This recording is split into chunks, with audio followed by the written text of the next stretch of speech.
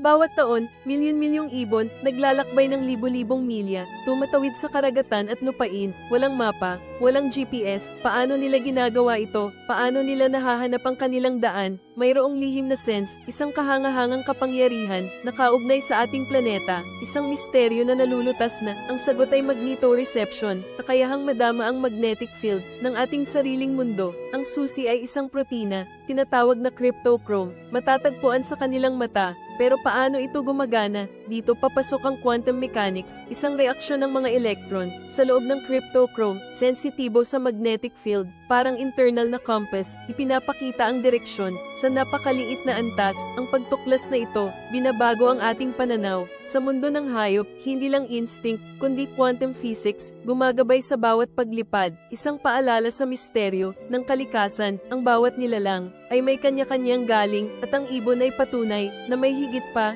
sa ating nakikita, tunay na kababalaghan.